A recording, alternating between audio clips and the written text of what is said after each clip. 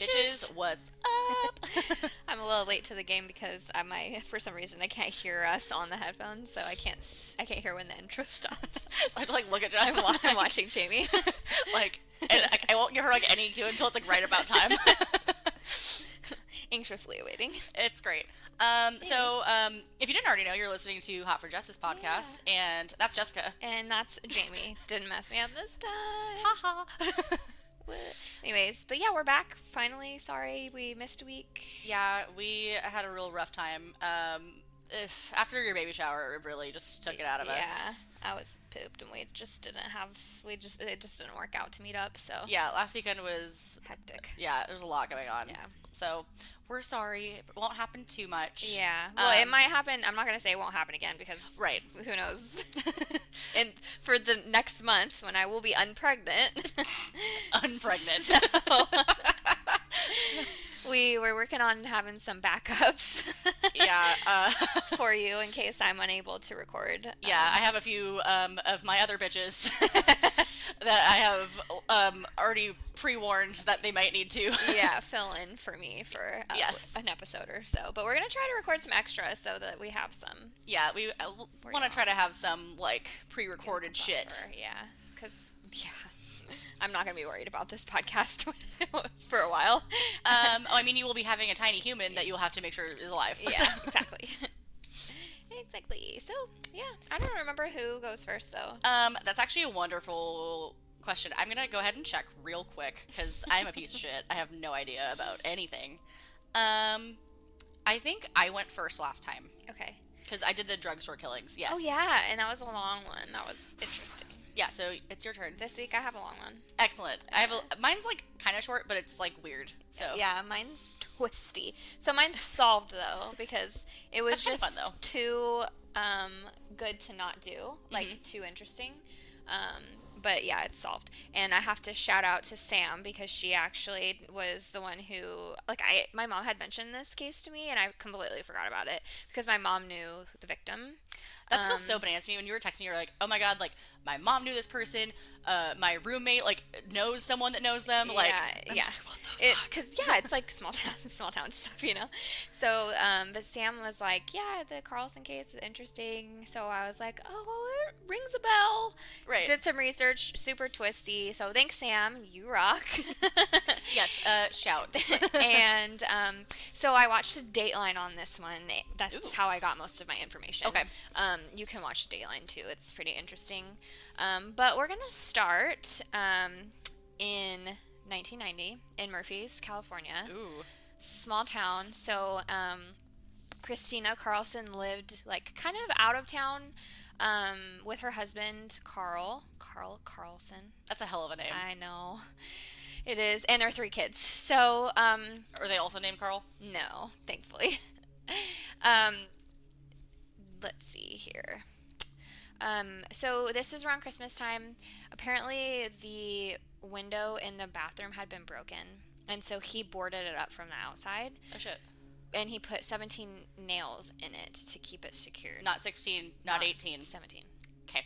Yes. Specific. Seems innocent enough. You don't want critters getting in your house. Or bears, because it's a thing there. Fucking bears. Bears. It is a thing. I hit a bear up there. Oh my god, I totally forgot about that. A couple months ago. I hit a bear in my car. Like a whole ass bear. A whole bear. And then I called my mom crying, and I was like, should I see if it's okay? She was like, do you want to get eaten? I was like, that's valid. I didn't think of that.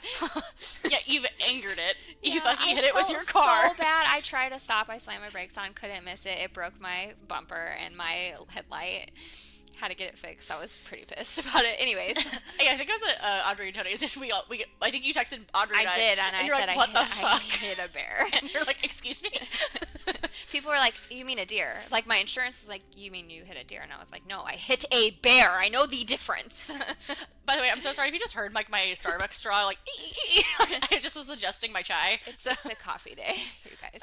Yeah. I was at a wedding last night, and I'm dead. And she's amazing and came here to my house because I'm too Pregnant pregnant and I can't survive anymore. It's fine. Anyways, back to the story. Okay, so New Year's Day, 1991, a fire breaks out at the house. Carl's outside. The kids are inside. Christina's inside. He heroically goes inside, gets the kids out.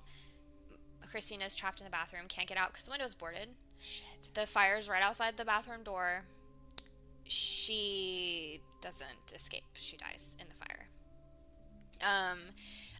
Carl had said that he thought that the fire started, like, it was ignited by maybe a faulty, like, electrical wire or something, and they had spilled kerosene a few days in the house before because they had, like, a kerosene lantern or something. Okay, I was or, like, what the fuck? Yeah, and they had spilled kerosene in the house, and he thinks that that's what, like, accelerated the fire. Right. The sheriff's department didn't really, like, see anything, like, red flaggy. And so Carl's originally from New York, so he picks the kids up 4 days after the fire, that kills his 30-year-old wife, and he bounces town with all the kids. I mean, that's not sketchy at all. Right. So, yeah, so apparently Christina's from, like, the Murphys area. Like I said, my mom knows her, or knew of her. I don't think they weren't, like, friends or anything, but, Christina and Carl had met in like, Nebraska or one of those states that nobody cares about. Just kidding. Just kidding, people. Because the bitch that lived in Kansas. Exactly. That's how I can say that. I'm allowed to. I mean, you're allowed to. I can't. Midwest is just something. No, I'm just kidding. I met a lot of, like, amazing people anyways. Yeah, y'all are great. Love y'all. Kansas is boring, but I love you people. Yeah, so... Actually, to be fair, Kansas is where you almost got shot. I did almost get shot. You should tell that story. I will after my story. Excellent. Okay. Sorry, I don't want to completely derail you. Remind me, though. Yes. They met in Nebraska or something. They originally lived in New York for a few years, and then they decided to move to California, and then this happened. And they moved to Podunk nowhere in California? Because that's where she was from. Okay, got it. Yeah, and I think, like, her dad owned his own company or something. Oh, okay, and rad. he could, like, give Carl a job. I don't know exactly, but that's what the Dateline said anyway. So he moves back, he gets remarried. In 2002, they owned some land with a barn and animals. He had remarried a woman named Cindy. They had a son. Carl had, the 3 other kids, and his relationship with one of them was really kind of, like, off and deteriorating. His son was named Levi. And Levi kind of, like, left the house at an early age, 17, I think the Dateline said. And then they kind of, like, move away from their relationship, and they move into, like, one night, Carl notices as he's going to bed that it looks like their barn's on fire, right? So it was on fire. They lost their, I guess they had, like, Belgian horses. That sounds expensive. They were, and they died, and the barn burned down, and whatever. So, they move on. They still live there. No one, like, human was hurt, just the animals. They rebuilt the barn, whatever. In 2008, Levi and Carl's relationship had gotten better. Levi had 2 kids of his own. He'd been married and divorced by this time. Oh, God. Yeah. He was young. He was only 23 in 2008. So he often came over to his dad's house to help out, like, with work, housework or whatever. And so one day Levi came over to help his dad work on an old pickup truck. Carl and Cindy had gone to a funeral, came home. Carl went to go check on Levi, and Cindy comes in. She's telling her side of the story at this point. She says, Carl ran out of the barn. He's banging on the window saying, "Call 911. He found Levi under the truck that looked like it fell off the jack." Fuck. And she goes out there. She's on. You can hear the 911 tape on the Dateline. I won't. But no, don't. It's yeah. She's like, it looks like he's been under here for hours. Like, he's dead. It's like it's on top of his chest. Like, he's crushed. Like, he's dead. He's only 23. Yeah. Oh my god. Yeah. Oh my god. Oh my god. So Carl's brother, I can't remember his name. He was pretty close to the family. And he said that it looked like the truck had been, like, jacked up in a really precarious way. There were no blocks under it. It was like just kind of a flimsy jack. And so he kind of thought, like, Levi would have known better, but, like, shit happens, I guess. They took Levi to the hospital, but it was just, like, there was nothing he could do. They said Carl kind of fell apart, but then he changed after that happened, after his son died. He decided to start his own gourmet duck farm, and he was raising thousands of ducks to sell to restaurants around New York. Yeah. I wish y'all could see my face right now. There's just something about a gourmet duck farm. Yeah. That just... gross. Yeah, no thanks. Anyway, go on. So he's like, trying to get this business off the ground. Cindy's still kind of like processing what happened to Levi. Mm-hmm. And she had her concerns, and it turned out that Mike, that's Carl's brother, his name's Mike, he had concerns too, but he never really like talked to them about it, about it with Cindy. She was struggling. She's drinking too much. She like was having a really hard time, and she decided to confront her belief that Carl killed his son. That's what she thinks happened. That's probably a mistake, huh? We'll see. So I don't like where this is going, but come on. Authorities had ruled the death an accident. I mean, like, it seemed pretty cut and dry. So eventually, at the urging of a friend, they were like, listen, you're struggling. You need to do something. So Cindy calls a PI. She tells the PI she thinks her husband killed his own son. She remembers, which is what was bothering her, that before they left for the funeral, Carl had gone to the barn to check on Levi. And he was alone with Levi for a few minutes and then came out. Nothing seemed off. They went to the funeral, came back, and then they found Levi. The PI was really concerned, and he started to look through some like old insurance documents and do some digging, but he didn't want to call law enforcement until he had something solid. Yeah. Well, Cindy also had confided in her cousin. This is in 2012. And she was like, I think Carl killed Levi. Cindy's cousin anonymously called the sheriff's office. Oh, no. So the sheriff's office contacted Cindy immediately, and she said she felt relieved, and she was like trying to cooperate with them. Okay. She ended up leaving the house with her son, and she said, I was moving around in hotel rooms, like we were trying to stay, because she was afraid of him. Yeah, I mean, that's fucking justifiable. Yeah. And so then she decided, like, I'm not going to be afraid. I'm going to work with the police. In the meantime, detectives are investigating Carl, and they learned that after Levi's death, Carl received $700,000 from a life insurance policy that had been taken out 17 days before his son was killed. Oh, Jesus H. So Levi had gone to the insurance agency with his dad. They took out a $400,000 policy, but it had a $300,000 accident clause. Of course it did. Mm-hmm. Why would it not? Yep. So Carl told Levi, if something happens, I'll give it to your kids. It'll go to your girls. Well, they never got any money. Carl, why would they? Right? He used the money to make payments on his duck business and other stuff. And what, the duck? And yeah, right, that's a good one. We're killing it. Sorry, I could not help myself. It ended up being that he also used some of that money to invest in a new life insurance policy for his wife Cindy at the sum of $1.2 million. Oh, hold on, I would just like to say for the record, I fucking called it. Yeah. So Cindy has she's well within her reasons to be afraid of this dude. Yeah. So then they keep digging. They find Carl made several more insurance claims over the years. In 86, he said his brand new car had caught on fire. He was paid $10,000 for it. He was paid for the fire that destroyed the barn and that killed the horses, almost $115,000 in insurance money. And he had taken out 2 life insurance policies on his 2 little girls. The 2 little grandchildren. The 2 girls. Levi's girls. Dude. Yep. So like I said, Cindy was like, I can't do this anymore. She starts working with the police.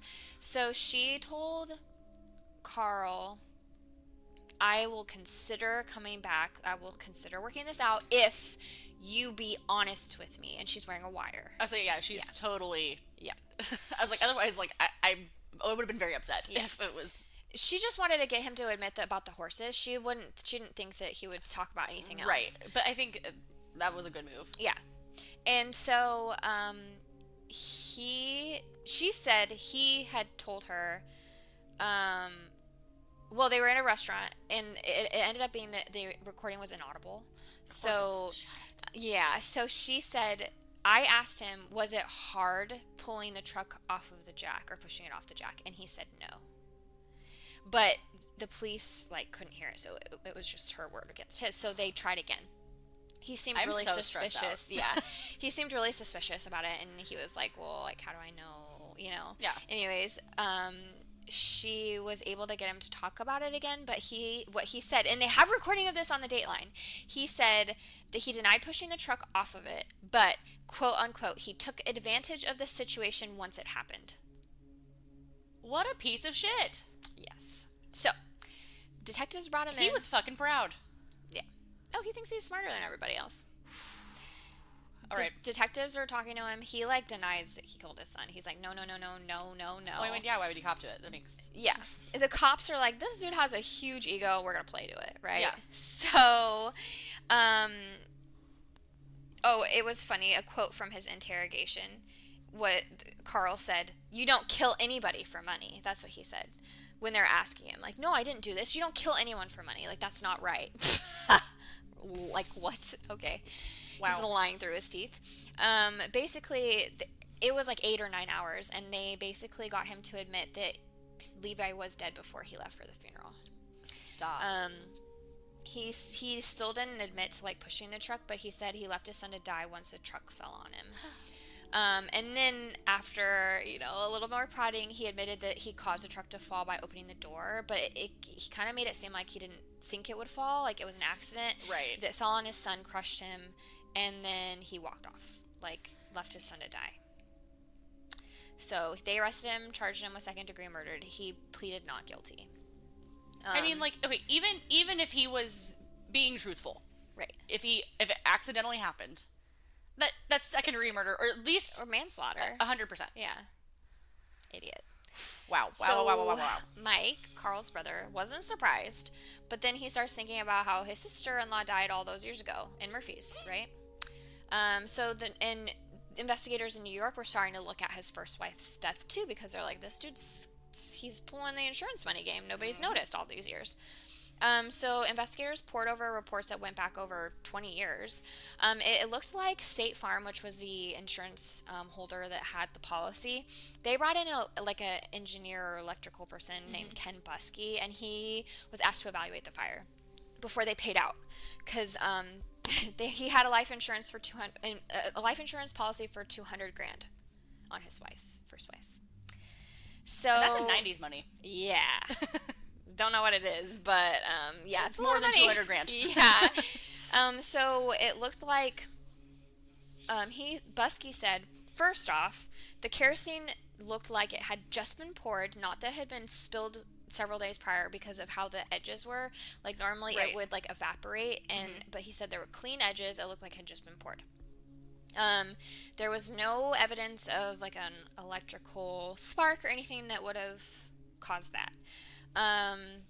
He found that the investigators found that the plywood that was nailed in the bathroom, it wasn't actually through anything solid. So if she had really tried, she probably could have busted out. But he could have too. From outside. That's what I'm saying. They're saying he's standing right there with the kids, and he didn't even try. If he had gotten a tool and tried to, like, pry it off, he probably could have saved her. Jesus H. Christ. Yes. So, and then one of their daughters said, I heard Mommy calling for Daddy, and Daddy just drove away. Stop. The kids, like, they're like, he killed my brother, and he killed my mom. Like, they have no doubts. So apparently Calaveras County Sheriff Department wanted to follow him to New York and like work on this, but the county said no, they didn't have enough money to pursue it, and it just died. Oh God, that's so frustrating. And Buskey was kind of pissed. He was like, this was not an accident. Right. But they couldn't. And he wasn't charged, so he got paid out the insurance money. Yeah. So they questioned him about the fire. He said he lied. He lied. He said the window had been boarded up for months, but witnesses had said it hadn't been that long. Because they had been out there and the window was still intact. He said he had maintained major injuries from the fire trying to save his kids, but he didn't. He had a small burn. He's saying, I was singed, I had burn, I had to go to the hospital. Yeah. And they were like, no, you didn't. And they were like, you killed your first wife. Like, this is all bullshit. So December 2013, he changed his plea in his son's case to guilty. He was given this minimum sentence, 15 to life.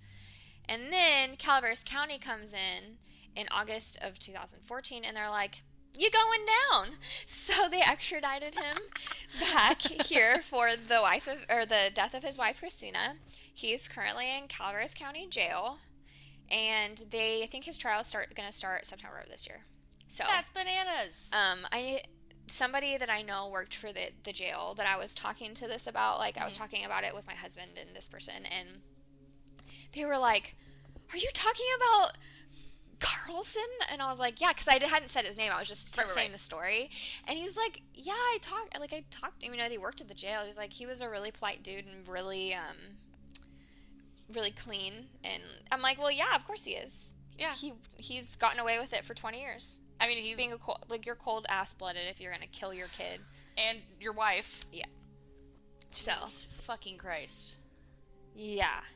I was, when I was watching this, my jaw was hanging down. I was like, wow, this is nuts. That's bonkers, dude. Apparently, my grandpa was friends with Christina's dad. And I guess the family still lives around. I don't know, like, where, but yeah. So it's super sad, though. That's really fucking sad. I can't imagine. No.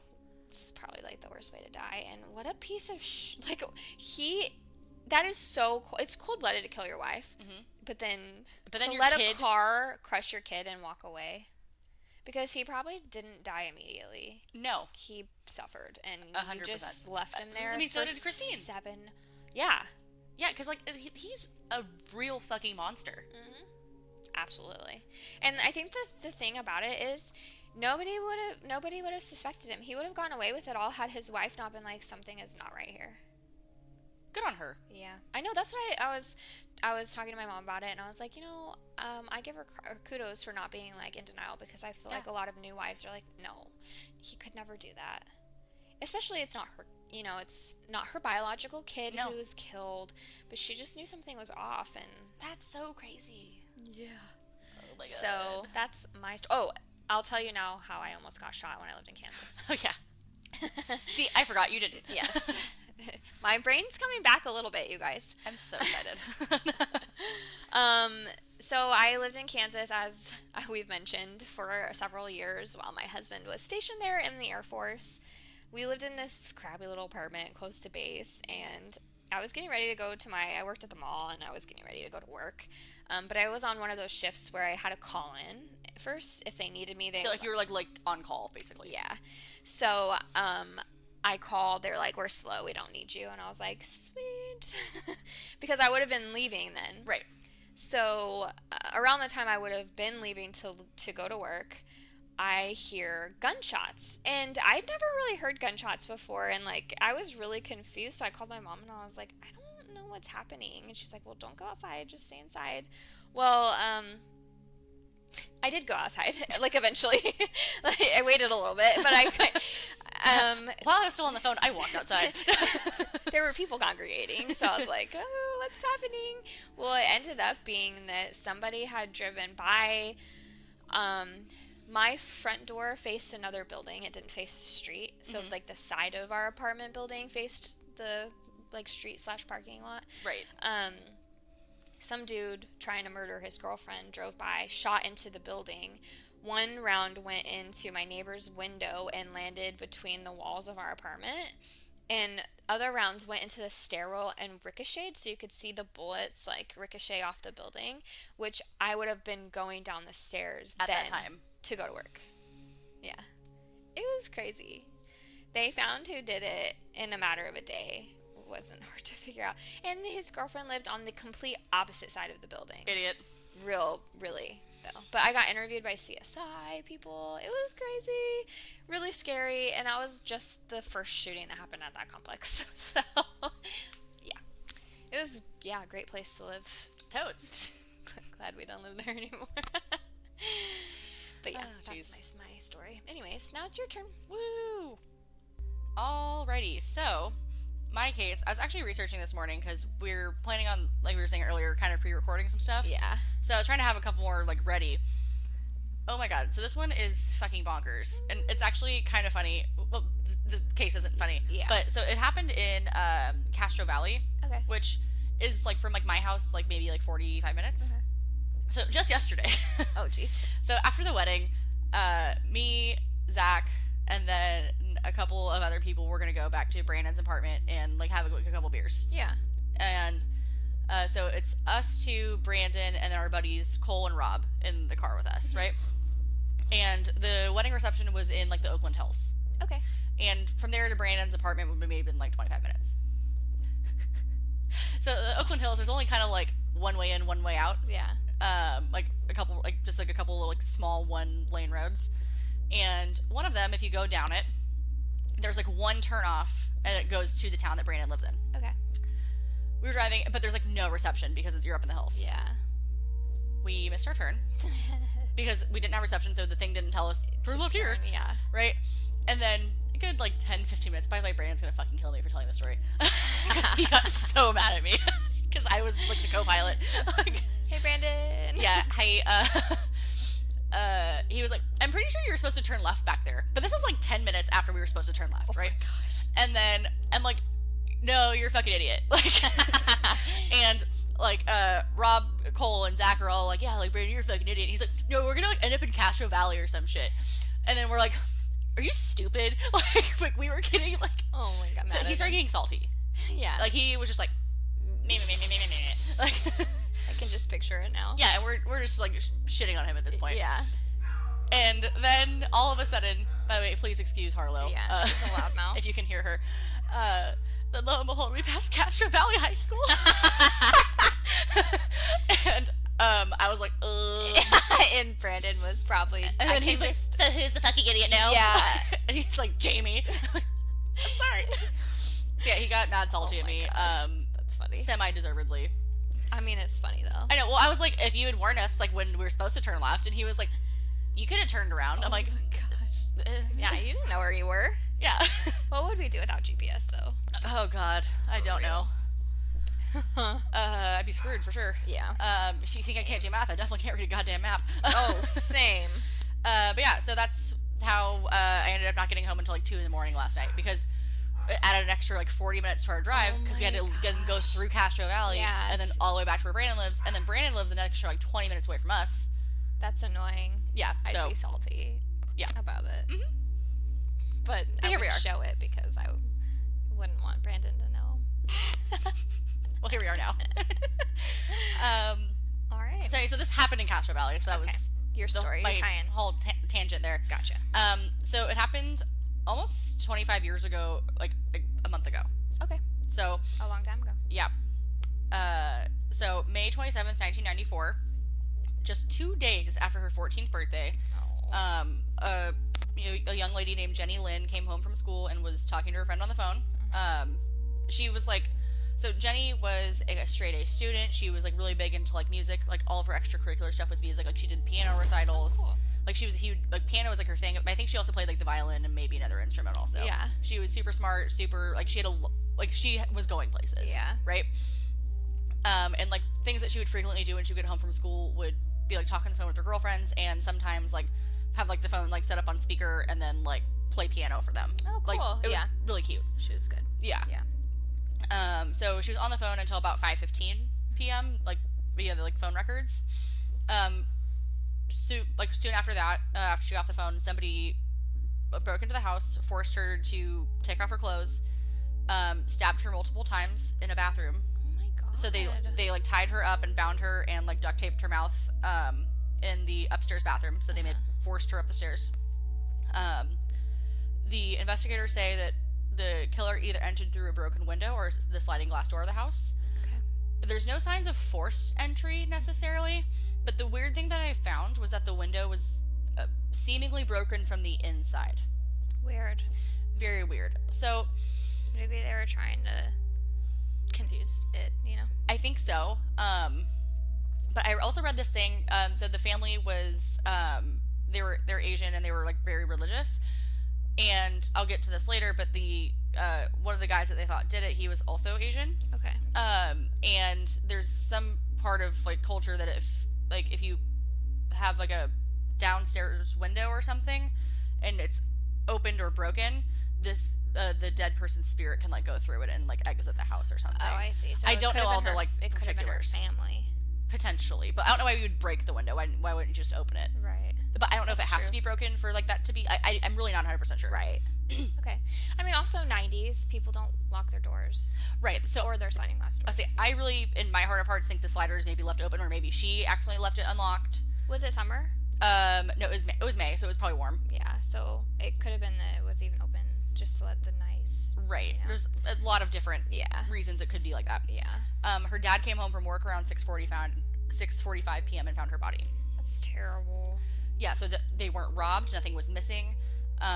It's thought that the killer might have. She was not sexually assaulted, I was gonna ask. but it's believed that the guy maybe Sexual wanted crime. to. Yeah. I mean, if you take her clothes off, make her take her clothes off. to Yeah, and she stab was her. like bound and like positioned in a way that looks like maybe like he got interrupted, and then just like killed her and bounced. That's so sad. Yeah. Investigators with bloodhounds tracked a man sent through a field that was right behind the family home, and they think that's how they escaped. Yeah. So, and this is fucking weird. So, Jenny's dad said that on or about May 12th, so just over 2 weeks before, between 6 and 7:30 p.m., a person similar to, I'll post a photo, but there's a photographed man, approached him at the Bayfair BART station in San Leandro. Okay. So when the dad was like on his way home from work, Yeah. and he said, "I have a proposition for you. I have your daughter." Okay. Very weird. But he like kind of just thought this guy was like a freak and just Well, yeah. I mean, those types of things on BART, you just would tend to ignore. Oh, absolutely. Yeah. I mean, I no longer have to take BART anymore because I don't have to commute to the city anymore. Yeah. Holla. Yeah. But Which is awesome. yeah, but like, Congratulations. thank you. You're welcome. But yeah, the weirdos on BART are like a whole different breed of Oh weirdo. yeah. I mean, I've only taken BART a few times in my life, but let me tell you. And if y'all are not like from the Bay Area and are not familiar with the BART, it's like kind of like our train system. Yeah. The Bay Area Rapid Transit is what it Is. stands for. It's been And around there's a for bunch like a of million years. Weirdos. A bunch of fucking weirdos. Yeah. Like it would be comparable to like the New York like subway, but like not nearly as complicated. Or yeah, as in. And not so much underground, just a couple bits. Yeah. But anyways, so the person was described as an adult male, about 30 to 45 years old, in 94, Yeah. and between 5'8" and 6 foot, thin with very like gaunt features.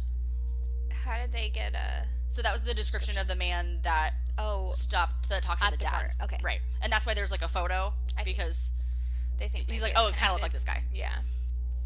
Alameda County Sheriff's Department hadn't considered this person a suspect because again they kind of thought it was a weirdo. Yeah, it's just random. In 2006, so 12 years after the murder, police finally publicly named a prime suspect in the case, Wow. named Sebastian Alexander Shaw, who was born, his birth name, I'm going to fuck this up, Chow Quang Ho. He was born in Vietnam in 67, Okay. and then immigrated to America, changed his name. Okay. Police in Oregon had arrested Shaw in August of 94 after finding him with a stolen car and 2 rifles taken from a San Ramon home just 3 days after Jenny was killed. When he was arrested, Shaw had pornography and a murder kit in the car he was believed to have stolen in the San Ramon burglary. Ew. The kit included a ski mask, surgical gloves, duct tape, knives, binoculars, and plastic handcuffs. Okay. Yep. Red flag. Yeah. At the time he was announced as a prime suspect, he'd already been convicted of 3 killings in Oregon and told police that he had killed 10 to 12 more people. Wow. About a year later, so 2007, months after investigators submitted reports to the Alameda County District Attorney's Office to determine if there was enough evidence for an arrest warrant, it was announced that a jury would not convict Shaw for Jenny's murder based on the information that was available at the time.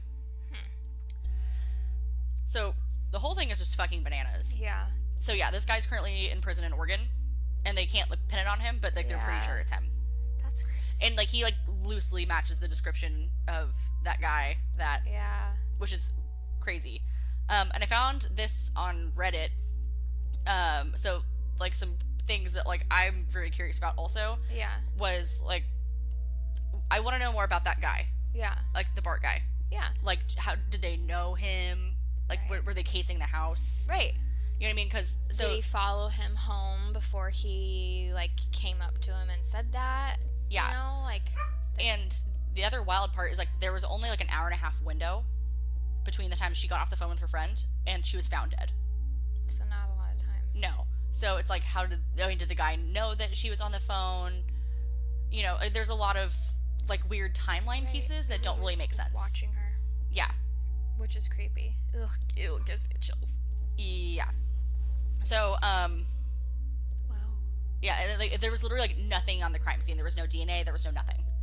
Like, it was a very clean crime scene. Like, I've seen, her family started a charity in her name, where they send kids to, like, music camps and stuff. Oh, cool. It's really fucking cool. Yeah. We'll link to it in the show notes and stuff. But, like, literally, because they have a little blurb about her murder and, like, what happened. Yeah. Her own family even says, like, it was honestly, like, a perfect crime because, like, there was nothing to go on. So it's, like, unlikely they'll ever really know who did it. Yeah. Like I said, Shaw is, like, the number one suspect. Yeah. Like, but no evidence. None. I mean, how do you know? Mm-hmm. But what are the odds of someone random like that, you know? Yeah. Kind of, yeah. Yeah, isn't that bonkers? Yeah. It's Yeah. creepy. Not So a lot creeps me out. It reminds me a little bit of the East Area Rapist. Yes. And he's one of the few people who really creep me out. And, like, I used to have nightmares about it because I listened to a podcast and I read a book. It was really in-depth, and it was right before they caught him. Oh, Jesus Christ. And so then, like, a week later, they caught him, and I was like, whew, cool, my nightmares can stop now. Because he's so creepy. Oh, and I forgot. So I actually read another little thing on, like, this Zodiac Killer blog. Yeah. And so there's, like, some sort of, like, there's some, like, weird theories that they're like, oh, maybe this is kind of related. I don't think it is. Yeah. But around the same time, there was another, like, teenage girl that was murdered kind of nearby that also was, like, a musician. Weird. It was really strange. Yeah. But I don't believe the other girl was Asian, so I don't know if that has, like, anything to do with it. But there's, like, thoughts that this might be tied. Found similar. Mm-hmm. Like, she was, it was also a stabbing, but it was, the, like, MO seemed different. Which did they make her take her clothes off too? I don't remember, that but, like, would seem like a major component of that. yeah, that one seemed just a little bit weirder. Yeah. Wow, that's so so sad. Yeah. Poor thing, little baby. Wow. Well. Yeah. I mean, maybe we should start ending things on, like a little bit of a lighter note. I know. So I was thinking that. Are you listening, reading, watching anything good to recommend to people? I mean, it's not, like, super true crime related. In fact, really kind of not at all. But I just started watching Riverdale again. I've never seen it. It's honestly trash television. It's garbage. Okay. That's all right. But I watched it. Shoot, I admitted I watched Teen Mom. True, you do. But this isn't, like, even, like, reality. Yeah. So it's like kind of, I don't want to say it's true crime adjacent because it's not. It's, like, all made up. It's based off of fucking comic books. But it's like mystery, right? Yeah, it's all, like, mystery. It's like murders are involved and, like, a lot of, like, extortion and stuff. I actually think you'd probably like it. Yeah. So yeah, I watched season 1 like a year or two ago, and I kind of forgot about it, and it popped up on my, like, Netflix list. Yeah. And so while I was sick a couple days last week, I watched a lot of Riverdale. Yeah. I'm, like, halfway through season 2. When you're sick, it's a perfect opportunity to catch up on your TV. Exactly. So yeah, I've been watching Riverdale. Been enjoying it. Well, mine is so this is gonna come out before we just did a screen recap. Actually, we're recording out of order, but watch Exhibit A on Netflix. That's what it's called, right? Yes. Oh yeah, because teaser. We're going to be covering that on Wednesday, and you can very feasibly watch all 4 episodes. They're pretty short. Yeah, like 30 minutes or so. Between now, which is Monday, and Wednesday, when our screen recap will come out. Because then you'll know what's going on. Heads up, if you want to. if you'd like to be involved. You want to come in prepared. Otherwise, you'll be listening to a bunch of spoilers. Yes. So, but yeah, it's actually a great show. 10 out of 10 would recommend it. Yeah, I liked it. Otherwise, I guess really, I mean, I think it's all I got. Yeah, I'm not really watching, reading anything like super. I'm kind of in a lull right now. I know. Like, I don't want to say I got true crimed out because it's not necessarily true, but, like, when you're doing your own podcast, it's kind of almost hard to listen to other ones too. It gets there, yeah. Well, especially because I feel like now I'm getting to the point where I'm pretty caught up on all of the podcasts I normally listen to, and they're just going back and doing such like known cases that I've already heard or I already know so much about that I'm like not interested. Yeah, I feel that. Yeah. And so I mean, again, this is not true crime related, but I've been listening to a couple podcasts that are like comedy podcasts that I really enjoy. One that I've been really enjoying a lot lately is Why Won't You Date Me with Nicole Byer. Okay, never heard of it. I don't listen to any podcasts that are not true crime. So this one's super funny. Are you familiar with Nicole Byer, who she is? No. Did you watch Nailed It on Netflix? I know. I've seen it, but I've never watched it. Okay, so she's the host. I like true crime / murders, mysteries. So this is not that at all. So it's Nicole Byer. She's a comedian. She's the host of Nailed It on Netflix. Okay. She's fucking hysterical. And she's been like perpetually single. Like she's never had a boyfriend, and she's like in her like late 20s, I think. Okay. But she talks about all of her like sexual exploits and her experience with Tinder and Oh gosh, all of that. I can imagine that's entertaining. Oh my god, it's so funny. And she has like all of her comedian friends on, and they talk about like dating in like the century and Okay, I bet like how wild it is. I bet it is. I mean, Yeah. shoot, I got married at 18, so I really don't know. I missed out on it for the most part. Well, I mean, saying like I've been with Zach since I was 18. Yeah. So it's just like we missed that whole online dating thing. Yeah. And the Tindering. the Tinder, yeah. Thank God. What are those? Hinge. Oh yeah. So, all right, well. Yeah. So give that a listen. It's funny. Solid recommendations. Yeah, it's funny. Even if you're in a relationship, it's really fucking funny. All right. I might have to, if I'm feeling non-true crimey, I'll put it on my watch list. Yeah, it's super funny. I'm sure I will for maternity leave. I'm like running out of stuff to watch.